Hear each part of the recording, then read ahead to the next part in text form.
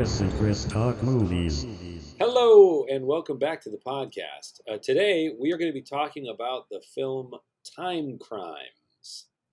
And I would normally play the audio of the trailer here, but the trailer that I found online has no dialogue whatsoever. It's all just music, so there's not much point in me playing a minute and a half of fairly generic sounding movie music. Why don't we skip straight to the synopsis, Chris? All right. So Time Crimes, and this is a Spanish film. So the original title was Los Cronocrímenes. Um, a man accidentally gets into a time machine and travels back in time nearly an hour. Finding himself will be the first of a series of disasters of unforeseeable consequences. Well, short, sweet, right to the point. Oh, we forgot to introduce ourselves. My name is Chris Ferry, And I'm Chris Huddleston. and this is our podcast. So back into it. So first of all, we probably ought to say there's no way to really talk about this movie without spoiling it. And I appreciate that you were very careful with me in that regard. You're like, oh, it's pretty cool. You ought to check it out. And so I just watched it. I knew it was Spanish language. Obviously, the title is Time Crimes, so we know it's a time travel thing. But I didn't really know more than that going into it. And I think that is the ideal way to see it. So, For sure. Yeah. I would definitely say, if this is a movie that you're interested in, and we can say now, I like this movie a lot, but just watch it. It's one of these films where the less you know going in, the better. yeah. So if you haven't seen it and you want to, pause the podcast right now or switch over to something else and go watch the film, Time Crimes. And then come back and listen to us, because starting pretty much now, we're going to pick it apart, and just talking about it starts to spoil it. I really, really liked it. I'm not even sure where to start. I like the way that it gets right into the action without feeling forced. We start off following fairly typical guy, owns a nice house, has a loving relationship with his wife. A couple of weird things, weird phone call. He's sitting out in his, a backyard, and he's just got a pair of binoculars, kind of looking around in the woods. He sees some kind of weird stuff up in the trees. You can't really identify what it is. And he sees a young woman in the woods, and she's acting strangely, and it catches her attention. And it ultimately that leads him into the woods, and it begins this interesting web/loop of events that carry out through the whole movie. I never thought it felt boring or stale. With time travel stuff, we're used to the trope of, oh, okay, this particular event, I've seen this now from this angle, and I expect I will see it from another angle. Right? That's the whole point of time loop movies, is to get to play with the kind of Rashomon aspect of, like, how is something perceived from different vantage points, and how does that difference of perception affect the meaning of the event. The performances were terrific. I thought the cinematography was terrific. I find it refreshing to watch foreign films frequently, because it's not familiar faces. Mm-hmm.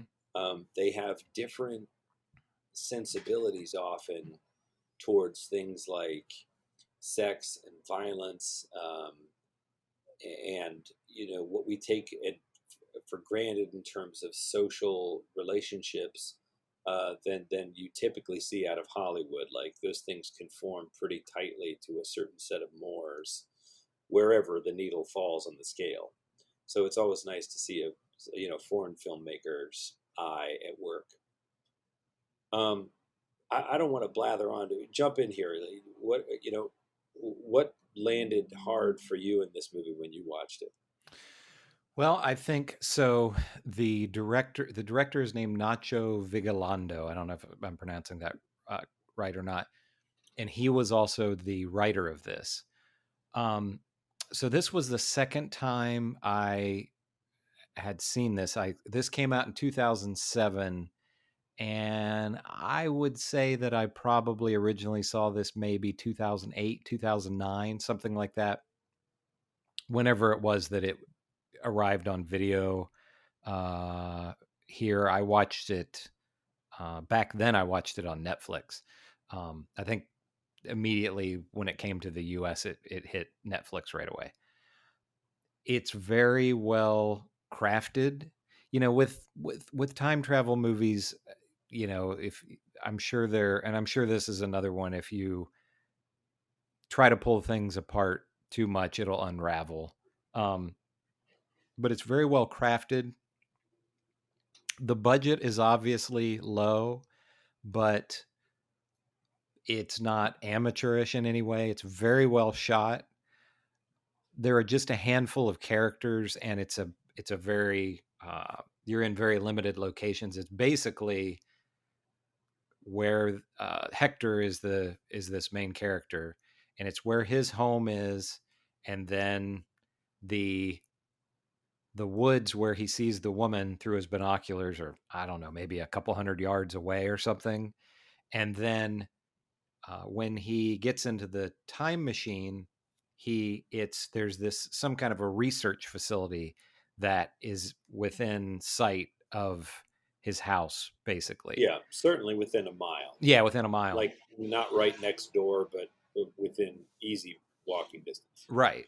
And so everything is in it's in these limited locations. I mean, the only buildings in it are his house and then this facility where the time machine is. So, and I like movies like this that are kind of limited, limited characters and limited scope and all that. I think it just works really well with a low budget film. The acting is really good, even though it's, they're speaking Spanish, but the acting, you can tell. Yeah, the acting seems really great in it. And it's a very serious movie, but I found myself it's almost humorous, because this could almost be called, like a series of unfortunate events or something like that, because so basically what happens is he sees this woman through the binoculars, and then he sees this man with bandages on his face. Well, creepy looking. Yeah, really, really creepy looking, and that scares him. And when he goes up to see what has happened, so this girl is naked, and she's okay. I'm sorry, I'm going to keep interjecting. Oh, sure. He spots her standing there looking at someone he can't see, and he catches a glimpse of the bandaged face. Yeah. So already we've got a pretty girl and a sort of a startling / scary visage of another person. Right. And then he sees her sort of standing there. It's not clear what's happening. She's standing still, looking kind of off at someone he can't see, and then she takes off her shirt. Mm-hmm. Right. So then he it starts to get undressed, and that kind of lands the hook. So he decides he's going to get up out of his chair and go see what's going on. Yeah. So go ahead. So he goes through the woods. He just basically walks through. I don't know if he walks through his yard or if he goes up to the road. I forget how that works. But anyway, he goes up to the woods where the girl is. He sees the girl. She's naked there and unconscious, or dead. Yeah. It was not clear. I think he thought initially she's dead. Right. And he kind of throws a stick at her to see if she'll move, Well, while he's doing that, this figure comes up behind him and stabs him. In the shoulder. Yeah, in the shoulder. With a pair of scissors. Right. So he takes off running, and he winds up at this research facility, and he goes inside and he says this man is chasing him.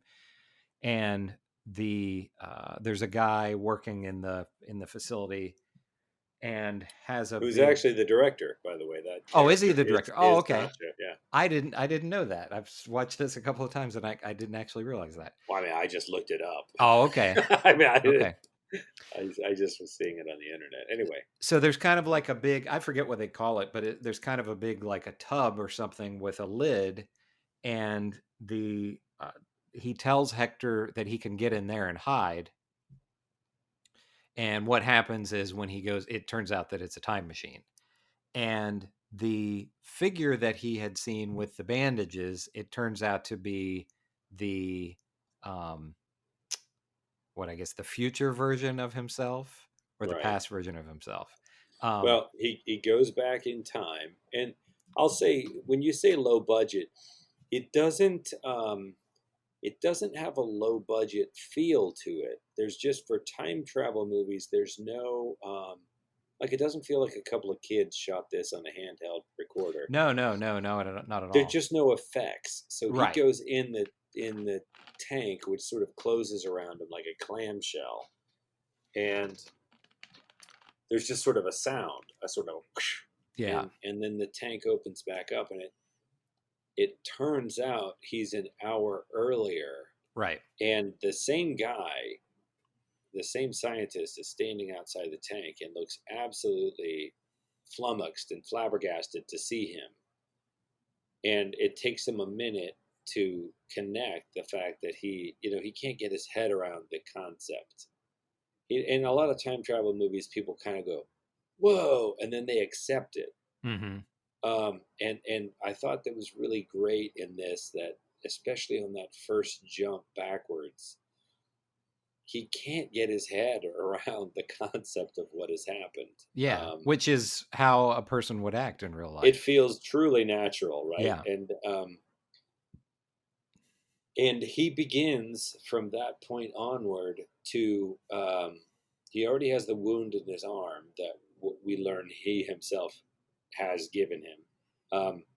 And as he goes through the movie, he just gets increasingly beat up. There's a car accident. He falls and hits his head. There's a Yeah. struggle, right?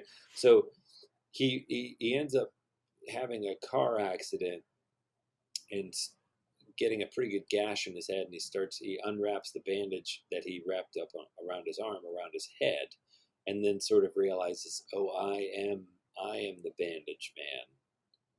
And it's this wonderful peeling of an onion, because it does feel quite natural.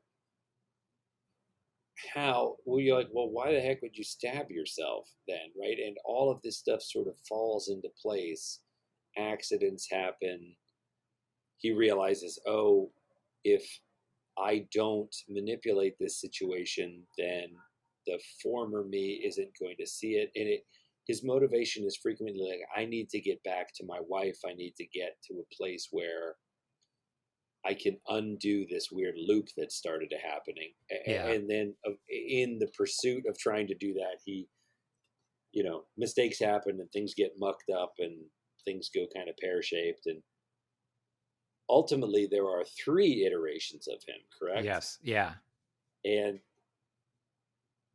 I thought that it was really great fun. There was one place that it felt a little strained to me, and that was, so they get to the bottom of it. The scientist says, "Look, he observes himself, and he realizes that him from an hour ago, the first thing he saw up in the woods was actually him looking back at himself through binoculars, right?" Yes. Right.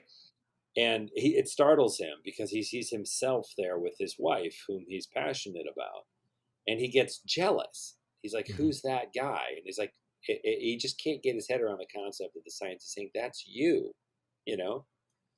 So he says, "Look, no problem. All we have to do is you go in this room that you didn't come, you didn't go anywhere near. Go in this room and wait, and former you will come up here and get in the tank and go back, and that'll be it. Yeah. There's a weird little loop in time, and then once you're gone, you can go back home, and that'll be that. And he'll come through it'll just be this little loop in time that happens again and again, and you won't cross your own path." But he can't leave it alone. He calls himself, Mm-hmm. and then we realize that's a call that we observed happening earlier in the movie. And worse yet, he he goes down. Doesn't he go down to the house? Now I'm getting confused. Yeah, he goes down to the house, and the well, because the girl goes to the house, right? Or he thinks she does. I'm getting all tangled up now. Or Yeah, does he see the girl on the way? I think he sees the girl on the way. Oh, and then he's coming up the road, and that's when the car accident is this big red truck smashes into the back of his car, Mm-hmm. and so now him 2.0 is the guy that runs his former self off the road. Yeah, and that was It funny how gets you don't really find that. You see the car accident initially where he's in this little white car that he's driving and he gets hit by this red van and you never see right, who's in the red van. And then right, later he's driving the red van right. and purposely crashes into himself. And I love that it's out of more of a sense of jealousy than it is to conform to the pattern, Right. right? There are some things he does, like he manipulates the young woman in the woods because he knows what he saw, right? He knows what he witnessed. So he says, stand there, wait, all right, take off your shirt, right?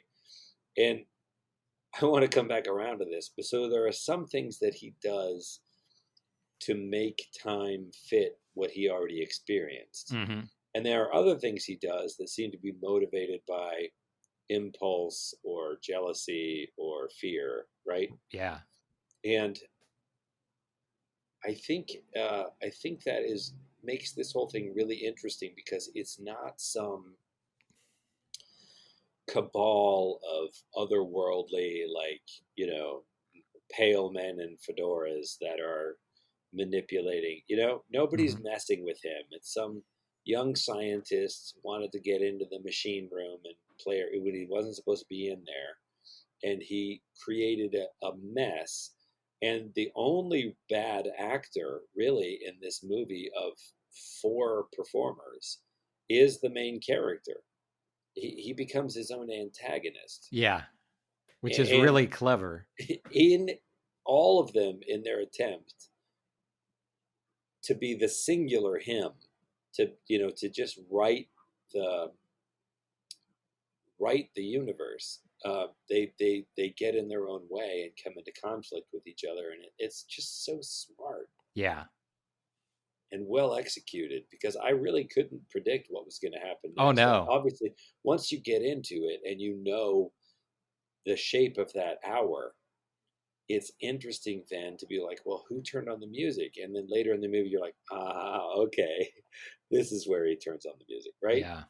It's Yeah. so it's fun on. It's like three-dimensional chess. It's fun on multiple levels, um, to follow we really do follow the first guy mostly throughout the movie, right? Hector 1. We Yes. really kind of follow him. Oh, but wait. Then it turns out that he wasn't the first one through the thing, right? So he's not actually Hector 1. He's Yeah. like Hector 2. We think he's Hector 1 because we started with him, Yes. but we discover that he's not the first Hector to come out of the tube. He's actually the second iteration. Mm-hmm. It's really rich. And okay, so there are some moral implications, because we get to explore, how each of us acts in our own selfish interest. We get this. There's a point at which we see his wife killed. She falls off a roof, Yeah, he but then accidentally kills her because he grabs her foot. He thinks it's the young woman right, on the roof of his house, and he grabs her foot, and she falls and and then dies. he looks down and he sees that it was his wife, Yeah, it and was his wife. that drives him, and he has this new fervor to like get back and change things so fundamentally that this doesn't happen, right? So that Mm-hmm. really adds gas to the whole enterprise. And oh, God, I hate to even spoil such a delicious, strange twist at the end, but how are we not going to do it? Okay. So we finally get around to that point where he is the puppet master of that moment. And he is in the house ahead of himself with a young woman. And he puts his wife's coat on her. And it ends up being her. And he And I cuts her wondered, hair so her hair looks like his yes. wife's hair. And I wondered, do you think that was the way it always was? Or do you think initially the wife actually died and he swapped it? I don't know. I didn't really think about it when I was watching. I know. Does it really change? And then of course we get to the big question of like, if we follow him first, how does a time loop happen first? Because if he's seeing things up in the woods that are actually him, how is that possible? If at a certain point in the flow of time, he has never traveled back in time yet. How does he see himself? Right? Yeah. So it's mind bending and very satisfying time travel movie ways. Yeah.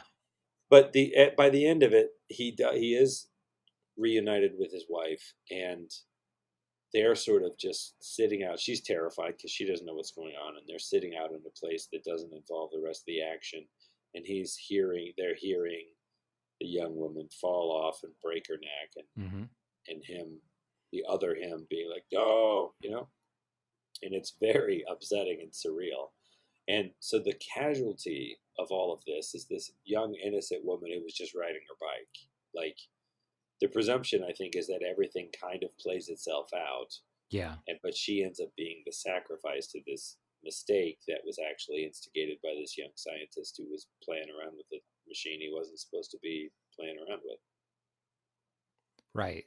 And I wondered, once you get to the end, so it's him and his wife kind of sitting in these lawn chairs holding hands and just sort of looking across the field, and and that's the end.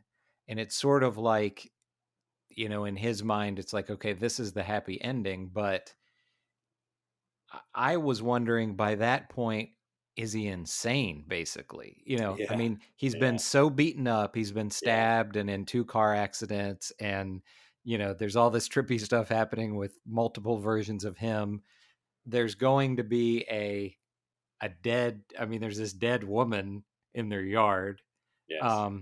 And then, there's these, what are these? There are these 2 other versions of him running around, well, that will presumably, or would they presumably end up in this timeline. So okay. if it solves itself ultimately, because he goes back and then he goes back again, and ultimately he ends up sitting there with his wife. But along the way, this is one of the things that I think works so well about this movie. He's quite literally changed, right? He's deformed by this whole experience. Yeah. That started, I mean, I think if you want to, sort of apply a Freudian logic, symbolic logic, it started from a place of lust, right? He's here, he loves his wife, that's what I was going to ask you about. Is younger woman, she's clearly sexy and and naked, and that's what he decides. She waits till his wife leaves, and then he goes up in the woods. Not necessarily. The impulse has a lascivious note to it. It's not. Yeah, you don't necessarily know if, like, he would attack her or something, but also but it it's gets like, him all. But he goes, right, and things kind of go south from there. So in some ways, you can look at this movie. Yes, there's a time travel element to it, but it's a metaphor of marriage and the things the things that we go through. What he discovers he wants is this sitting with my wife in our lawn chairs where the movie starts, like just looking out over the peaceful vista we have here. But the impulse to go investigate the pretty young woman leads to a lot of blood, sweat, and tears and hardship. Exactly. And changes the relationship forever, right? It's never going to be the same after that. How's he going to explain it to her, right? And he's literally almost unrecognizable from the man he was at the beginning. He's so beat up. So Mm-hmm. I love those touches. You know, I love those visual metaphors. And then time crimes, right?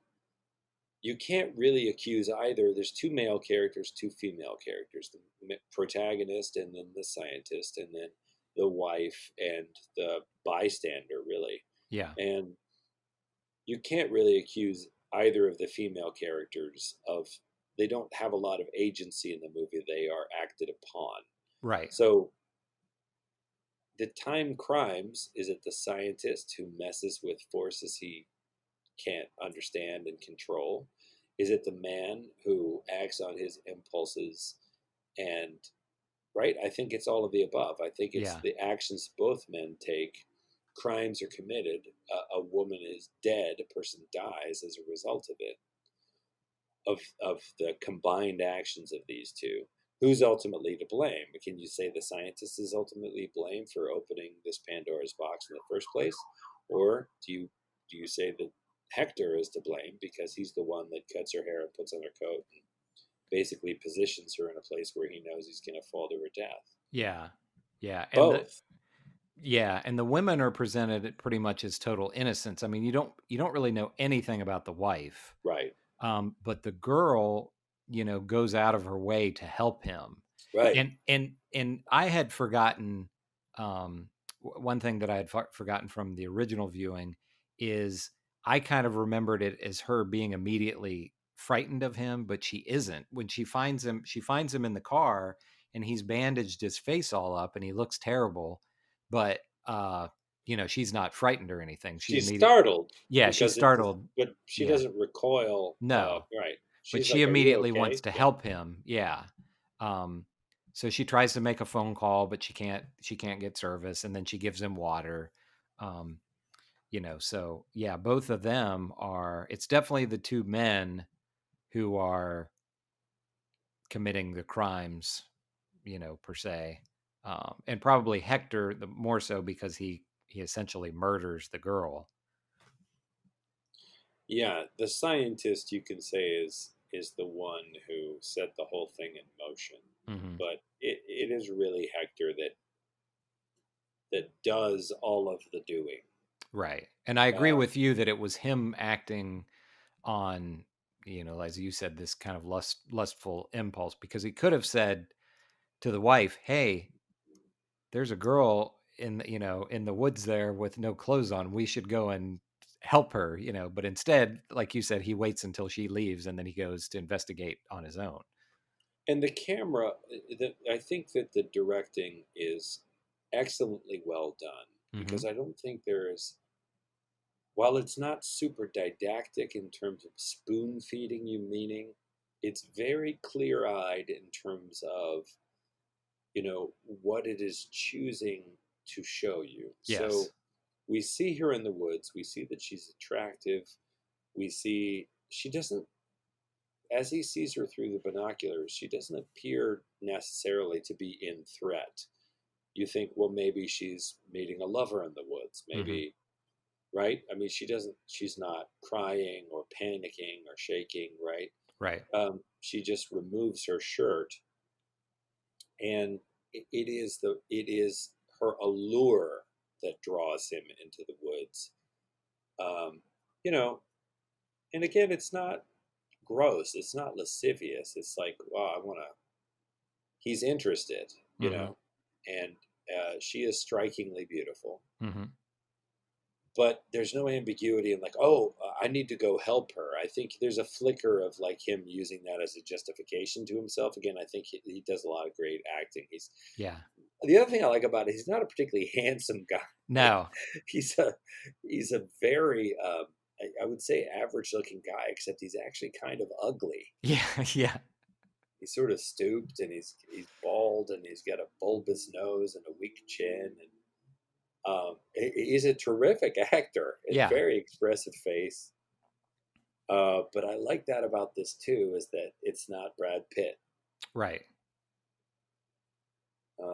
And maybe that was intentional to make him kind of an everyman, so because you definitely you don't look at him as a bad guy or anything. It's one of these where you're kind of following along and you're like, oh, don't do that. Right. You want things to work out well for him. And something I think you were starting to talk about the camera movements and things. A lot of movies that do this same kind of a thing where they show the same events more than once from a different angle. Yeah. I don't know exactly how to describe this and have it make sense, but it seemed like he was very creative with the angles that he showed the second time around on an event. It wasn't like, okay, now I'm going to Right. show everything from this point of view. You know what I mean? It wasn't like they just took all the shots and just showed it from a reverse angle. Right.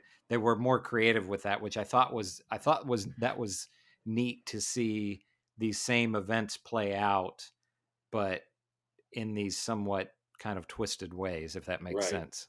No, 100%. And I think that the tightrope you walk in this kind of a project is, on the one hand, really spelling it out. Like, get it? It's the black car, it's the black Mercedes with these license plates. And we're very careful so that you notice the custom license plate so that Yeah. when we see it again, you're like, aha. So giving it all away. And on the other hand, making it feel completely mysterious and like, what is happening? You know? And I think this really walks the line nicely. A difficult line to walk because we do start to see stuff that has happened before, and he starts to realize that I'm the one doing this. Mm-hmm. And he gets into the head frame where he's trying to think out ahead. Okay, well, if I'm actually the third one, or if I haven't done that yet, where am I going to be? Like, not, it's a little bit of what, wait, okay, let me try and remember, what did I do? And Yeah, there are times where you can see him thinking, okay, I need to stand in this spot, and I need to be here and do that. You know what I mean? To recreate yes. the Oh, events of before. there's a great bit when we're following the first guy who's snuck up in the woods and trying to see the masked man, and he can't find him, and he can't find him. He's hiding behind trees, and he can't find him, and he's looking through his binoculars, and then he spots him, and he's got his back to him, and he can tell it's him because he sees the scissors in the back of the bandaged head, Mm-hmm. and then slowly the guy turns and looks dead at him with his fingers looped around his eyes like binoculars, like, I see you. And he's like, ah, and he goes running off. And then when it's him, right, he's like, oh, this is the part where I spook myself. Yeah. And he turns around and he does it, and nothing happens. And he Right. realizes he doesn't know where the guy is. So he does it like 4 times. Uh-huh. And he realizes, I can't. There's a moment where he's like, I'm not in control of this. It happens when it happens. And he sort of takes a deep breath, and I'm going to do it one last time. And he does it one last time, just randomly to nowhere. And then that time he sees himself being like, ah, and go Yeah. running off down the hill. It's a brilliant moment Oh, sure. because it throws into highlight how we think we're controlling the sequence events, but it may just be that this time loop, you know what I mean? It plays with, are we self-determination versus, excuse me, do we really, are we in control at all? Or is it just kind of on rails, and our self-control, self-determination is an illusion? Yeah. Yeah. Because it seems like the harder he tries to rework everything, the more messed up it gets. Yes, sometimes, Sometimes. Yeah. but not always. And I think that's a very fine line to walk, and I think this movie does a really great job of it. Mm-hmm. Yeah. I This is I one. would I would highly recommend it. Yeah. The same here. This is it's a very well crafted film. And, it's one of those, just from a filmmaking standpoint, you just kind of look at it and you think, wow, I mean, this would have been, for what was, certainly a small film, just a lot of thought and work went into making this all work out. We ought to look. We ought to investigate this filmmaker and see what other stuff he's done. Well, that's the thing. I kind of looked, and he was one that I'm going to look at his IMDb here real quick. He um, he worked on a couple of um, anthologies. One called The ABCs of Death, which I haven't seen, and then another one called VHS Viral, which I haven't seen that either. But those were he did shorts in those, and then he's done some Spanish language stuff. He did a movie called Open Windows with Elijah Wood, which is pretty good. It's not nearly as good as this. And then I think probably his biggest film. I don't know if he was just the writer or if he was the director. Let's see. Oh yeah, he was the director. He did and there's another one that I haven't seen, Colossal from 2016, which stars Anne Hathaway, where there's this giant monster and it's somehow controlled by her movements. So I think that's kind of the biggest film that he has done. Oh, that has Dan Stevens in it. I didn't know that. We ought to check And that Jason out because I Sudeikis. remember that came up and I didn't see it and it got Yeah, kinda it was. big. I was interested in it, but yeah, we should watch that for sure. But it's and he's I believe gone back to some Spanish language stuff maybe.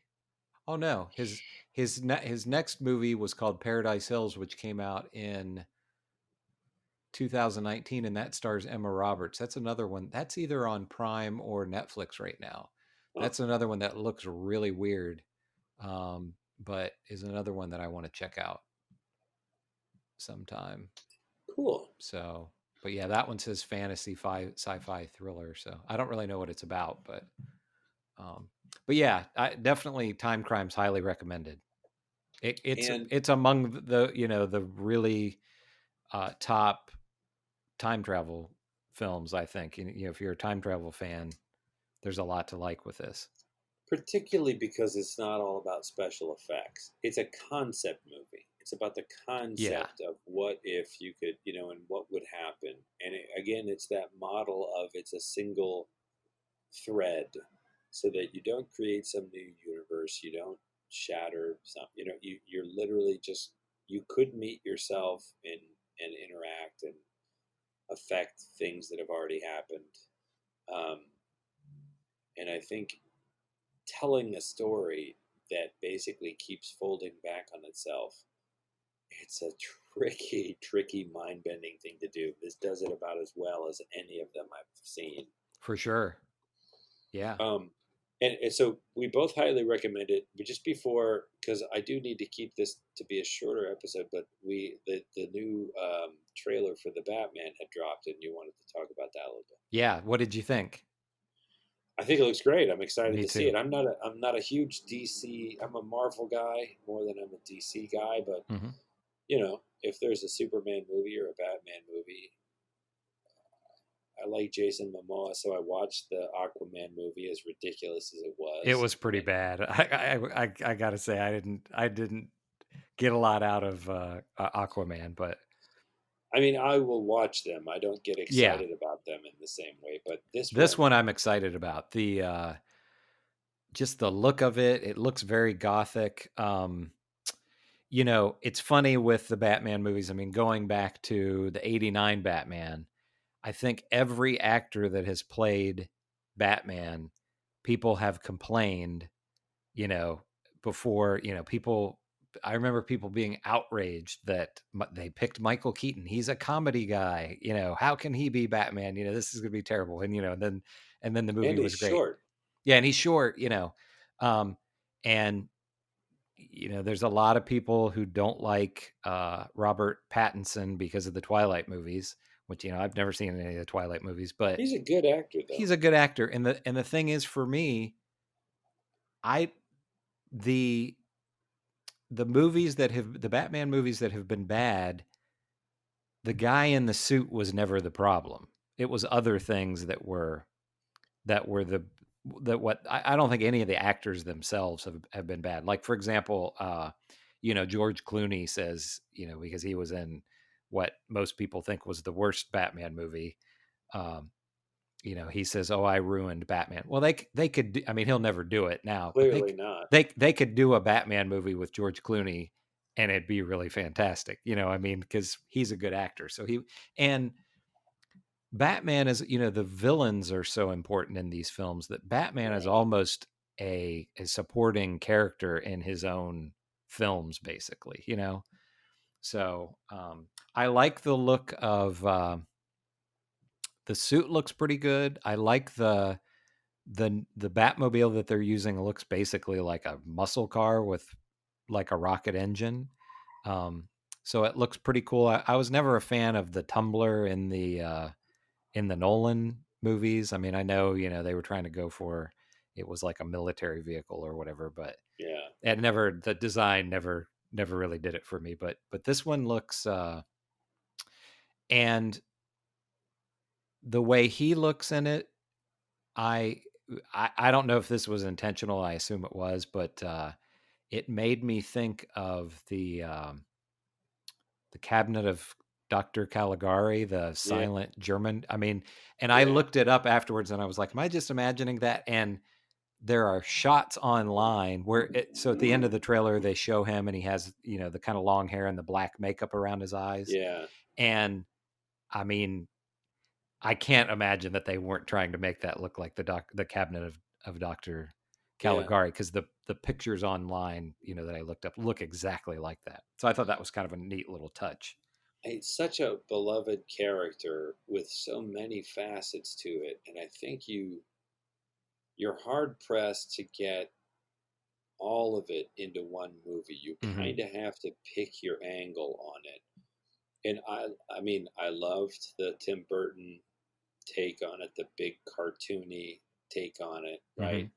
And I think using Michael Keaton, that was great because he's got those wicked eyebrows, right? He Yeah. looks like he looks like a man with secrets. He looks like a man with a lot on his mind. He looks like a man who's capable of some serious mischief. Mm-hmm. Um, and I think George Clooney really lands the Playboy millionaire thing. Like I think a George Clooney Bruce Wayne um, plays better maybe than a George Clooney Batman. Yeah. Val Kilmer was Batman for a while, and I think he looks the most like the comic book Yeah. with the kind of he had that The jaw and the everything. the jaw and the mouth and it just he looked in stills he looked Batman-y. He's got an intensity too that I thought worked for Yeah. what they were doing, although it's not the most memorable of them. And then the Christopher Nolan thing created the whole universe, and I think that Christian Bale was at his best in the bat suit. Right. I didn't ever really. His Bruce Wayne always felt deeply uncomfortable to me. Like Yeah.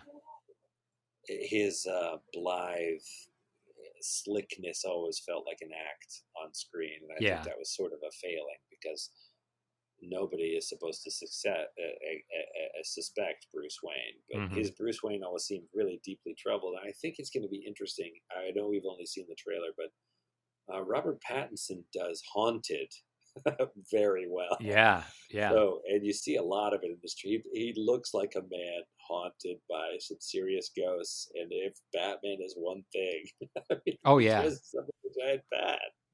For sure. And a couple of things that I've read about this, they're calling it like this is Batman Year 2. So it's not going to be an origin thing where it's like, Batman's just starting out and we're going to see that all over again. Still It's kind of kind getting of, his sea legs. yeah, he's still kind of, new to it, but he's been doing it for a while. And the director has said that one thing that he really wanted to do with this is we have never seen on film the detective Batman.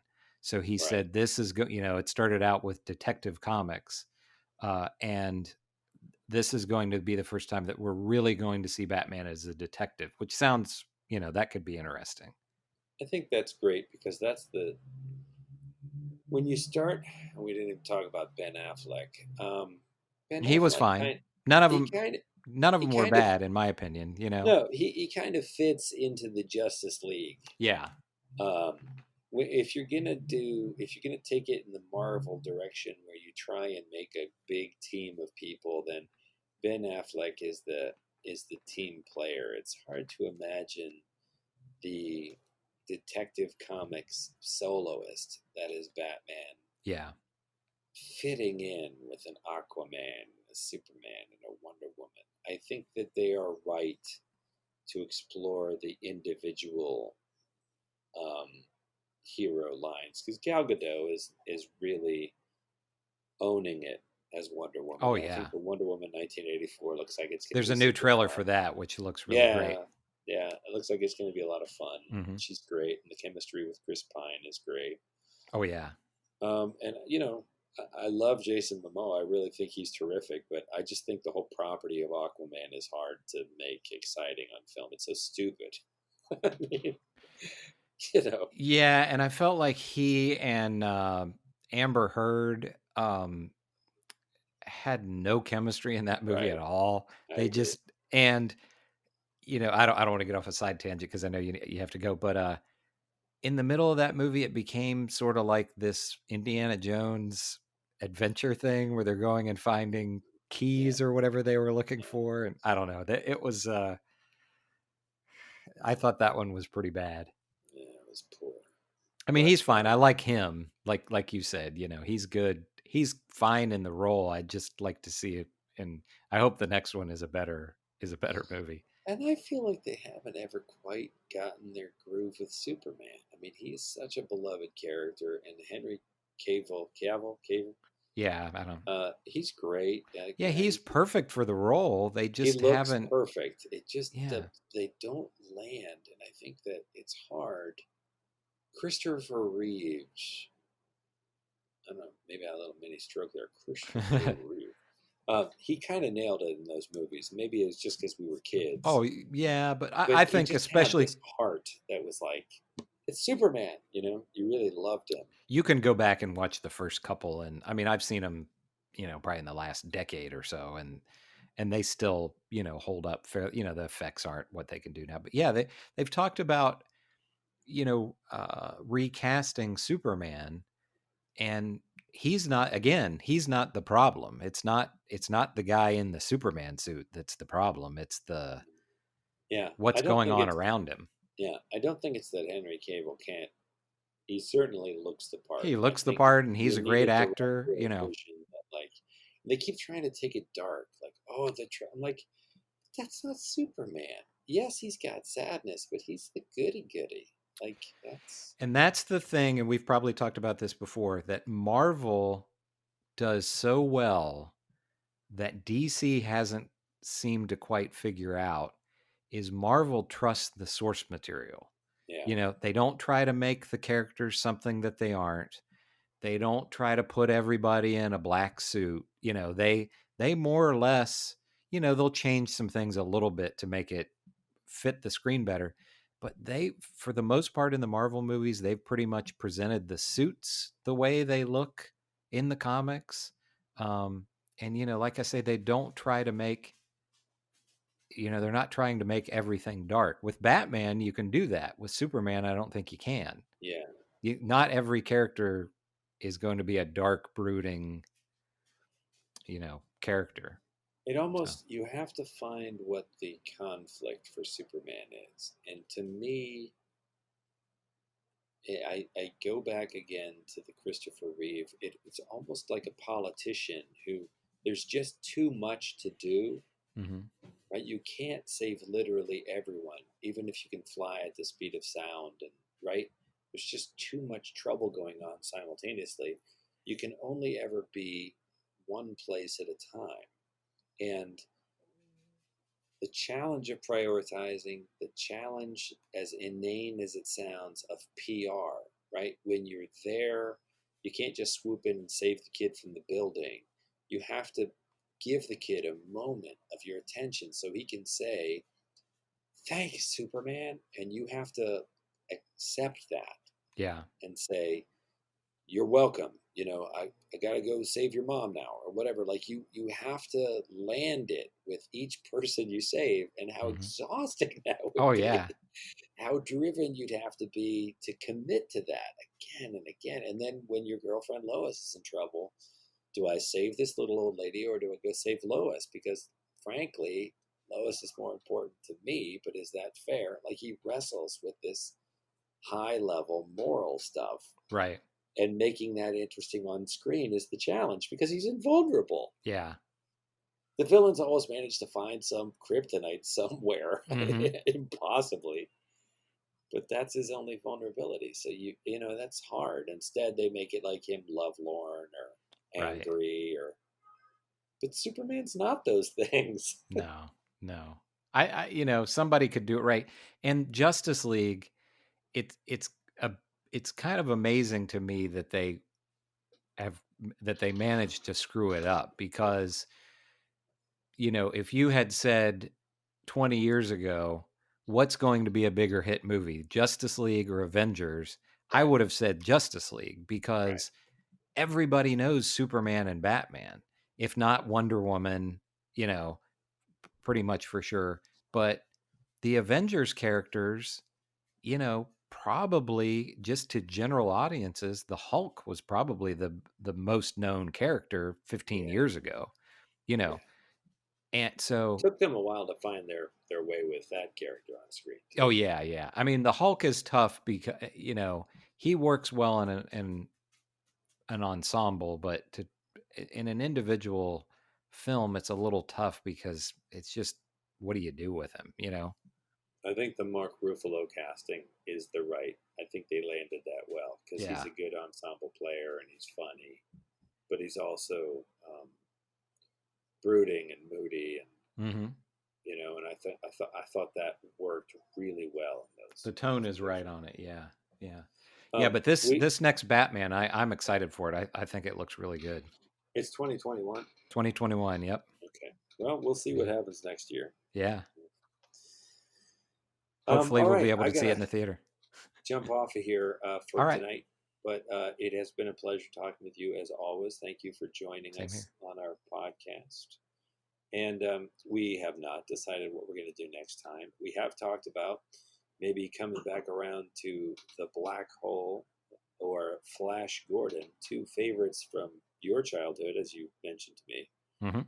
and also from mine, beloved movies. Yep. So maybe we'll come back with that. We're going to have to talk about it offline. And until then, go check out Time Crimes. Even if you sat and listened to us spoil it, it's worth a watch. Worth a watch. Worth a watch. Worth a watch.